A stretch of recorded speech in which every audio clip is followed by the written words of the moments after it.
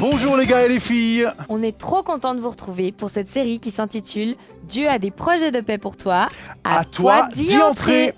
Et qu'est-ce qu'on a au menu de cet épisode, Didier ? Eh bien Nikita, dans quelques secondes, nous allons avoir le témoignage de Maë qui va nous raconter un peu son parcours et nous dire comment elle a vu les projets de Dieu se réaliser pour elle. On se retrouve juste après.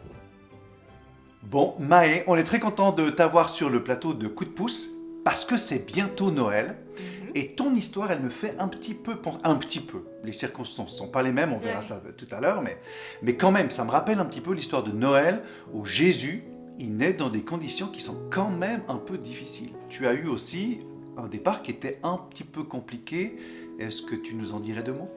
Effectivement. Du coup, j'ai été adoptée depuis que je suis toute petite. Tu te rappelles plus ou moins de ton âge, tu avais entre 1 et 2 ans. Donc tu connais quelques éléments de ton enfance ? Oui, un petit peu. J'ai pas d'informations sur mon papa. Je sais que ma maman, elle est magnifique. D'accord. Et que j'ai aussi un grand frère. J'ai été abandonnée depuis très petite parce que mes parents, ils étaient pauvres. D'accord. Mais ma maman, elle a travaillé pour pouvoir gagner de l'argent et me mettre dans un orphelinat. Et puis après, tu es arrivé en Suisse, tu as été adopté dans une famille où il y avait déjà des enfants. Vous êtes combien en famille ? On est 5. Avec les parents, ça fait 7. Alors, mon principal défi quand je suis arrivée dans cette famille, c'était ma maman, je crois. C'était assez compliqué avec elle parce que j'avais un peu mis ma maman à la même place que ma maman biologique. Ouais. Et du coup, pour moi, c'était une personne mauvaise qui allait me faire du mal et qui allait aussi m'abandonner. Du coup, pour moi, c'était vraiment compliqué avec elle.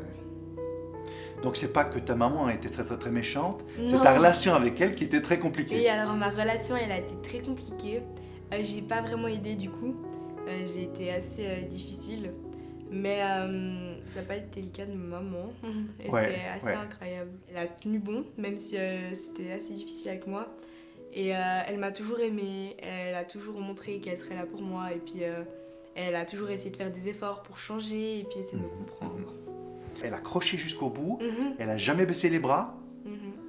Et puis il y a un moment où tu t'es dit, mais finalement, ma maman d'adoption, c'est pas du tout ma maman biologique. J'ai réalisé qu'en fait j'avais le droit de lui faire confiance et qu'en fait elle m'aimait vraiment et que c'était pas vraiment des blagues tout ce qu'elle me disait. Et du coup je me suis permis de m'ouvrir. Et j'imagine que c'était pas facile. Ah non, pas du tout. Ce qui est difficile, c'est de s'accrocher à une personne et de l'aimer tellement et qu'en fait après elle te laisse. Et du coup ça fait encore plus mal que de juste tout simplement pas l'accepter dans ta vie. Ah ouais. Donc c'était difficile de prendre le risque d'aimer quelqu'un et d'être aimé, parce que le jour où cette relation elle casse, ça fait encore plus mal, ça serait ça ? Oui, exactement. Ah ouais. Donc la relation avec ta maman, elle s'est améliorée. À force d'avoir travaillé ensemble, à essayer de se comprendre, j'ai appris à la connaître, mais plus qu'une maman. Et du coup, je peux me confier en elle comme si je me confiais à une amie. Je crois que je peux dire que ça devient une amie. Je te propose de parler un petit peu de l'avenir. Qu'est-ce que tu auras envie de faire plus tard ? Alors plus tard, j'aurais envie de faire une école d'art et de faire plusieurs formations. Vraiment beaucoup pour que mon CV il soit comme ça, grand. Et comme ça, j'aurai plusieurs métiers à disposition pour les gens. Et j'imagine que tu pratiques déjà.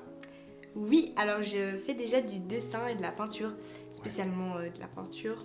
Là, du coup, j'aimerais faire coiffeuse. C'est ma première formation que je fais. D'accord. J'ai dû me battre pour l'avoir, cette place. Ta vie, c'est quand même... elle n'était pas simple et tu as appris à te battre. C'est un petit peu l'histoire de ta vie, ça ? Peut-être, Ouais. Peut-être. Tu as dû bosser. Est-ce que tu auras envie de dire quelque chose pour terminer ?